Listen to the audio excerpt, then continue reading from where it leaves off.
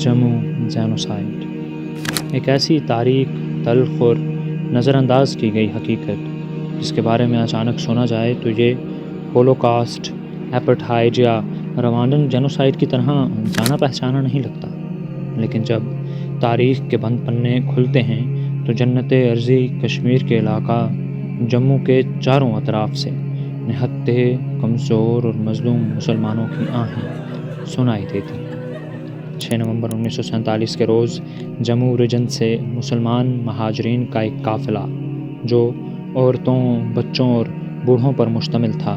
من میں ارمانوں کے دیپ جلائے اور آنکھوں میں ایک خوبصورت مستقبل کے خواب سجائے جموں سے روانہ ہوا۔ جموں سے سیالکوٹ جانے والے اس مسلمان مہاجرین کے قافلے کو ہندوستان سے جموں میں آئی پٹیالہ فورسز، راشٹریہ سیوک سنگھ کے غنڈوں، ڈوگرا ہندو اور سکھ فوجیوں، مسلح سویلین ہندو اور سکھ دہشت گردوں نے ڈیگیانا اور سانبا کے درمیانی علاقے میں روکا، نوجوان عورتوں کو الگ کیا اور قافلے کے باقی افراد کو نہایت بے دردی سے قتل کیا گیا۔ لاکھوں کے اس قافلے میں سے چند زندہ بچ جانے والے لوگ چھپ چھپا کر سیالکوٹ پہنچنے میں کامیاب ہو گئے۔ زندہ بچ جانے والے ان افراد کے بیانات کے مطابق یہ بدقسمت قافلہ 30 بسوں پر مشتمل تھا۔ 1947 میں جموں میں جس طرح مسلمانوں کا اجتماعی قتل عام کیا گیا اور ایک منظم منصوبہ بندی کے تحت، اور وہ جو منصوبہ بندی تھی اس میں انڈین نیشنل کانگریس، مہاراجہ ہری سنگھ کی سرپرستی موجود تھی، RSS کے لوگ موجود تھے، اور اس میں جو پٹیالہ کی فورسز جو اس وقت ہندوستان کی فوج کا حصہ بن چکے تھے وہ بھی اس میں موجود تھے۔ انہوں نے مسلمانوں کا بے دردی سے قتل کیا، اور بنیادی جو مقصد تھا سپٹمبر 1947 سے یہ کام شروع ہو گیا، اور بنیادی مقصد یہ تھا کہ کشمیر میں مسلمانوں کی اکثریت کو اقلیت میں بدل دیا جائے۔ قتل و غارت گری، لوٹ مار، دہشت گردی اور اغوا کا یہ سانحہ جموں میں مسلمانوں کے خلاف ہندوؤں کی ان مسلح کارروائیوں کا نقطۂ عروج تھا جو ستمبر سے جموں میں ظاہر ہونا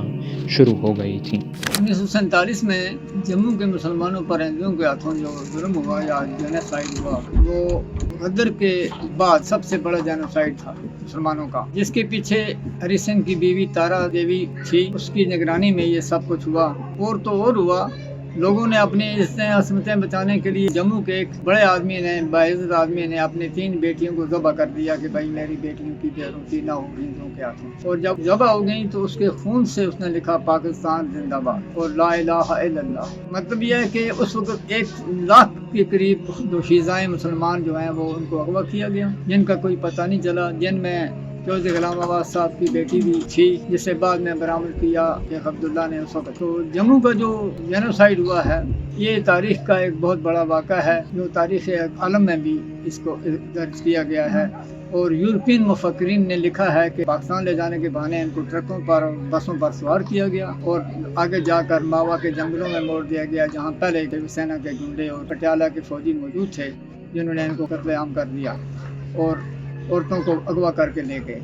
جموں جینوسائیڈ صرف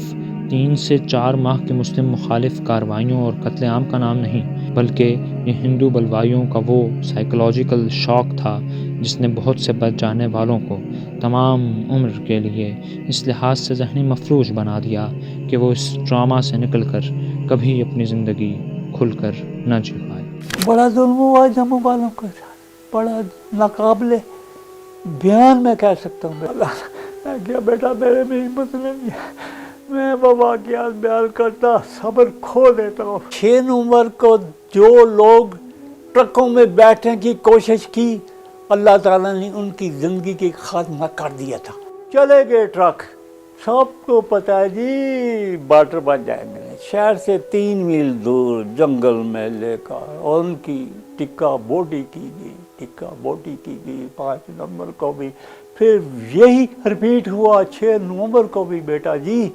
اسی طرح ٹرکوں میں لوگ بیٹھ رہے ہیں، جاگ رہے ہیں، بیٹھ رہے ہیں، ہم جاتے تھے ہمیں پھر دھکا پڑتا تھا، چونکہ اللہ نے ہمیں صحیح سلامت سیالکوٹ پہنچانا تھا۔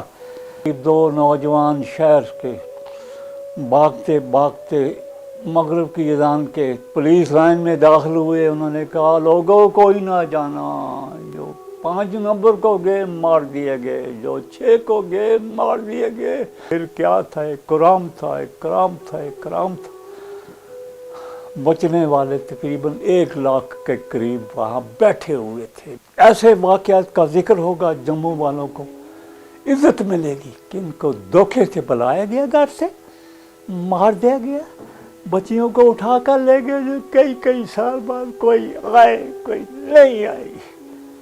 कोई हिंदू बन गई बेचारी ने, कुछ बन गई। ये वो हक़ाइक़ हैं। फिर 11 नवंबर को आर्मी की निगरानी में वो काफ़िला पहला और आखिरी, याद रखें लफ्ज़ मेरा, पहला और आखिरी काफ़िला वो बड़ी दूर पैदल चलते चलते बेटा, अगर उस ज़माने में जो ट्रक हिस्से में आए थे टूटे फूटे, बहुत दूर खड़े थे वो, बहुत सचेतगढ़ से बहुत आगे खड़े थे। उन्होंने हमें बिठाया जनाब,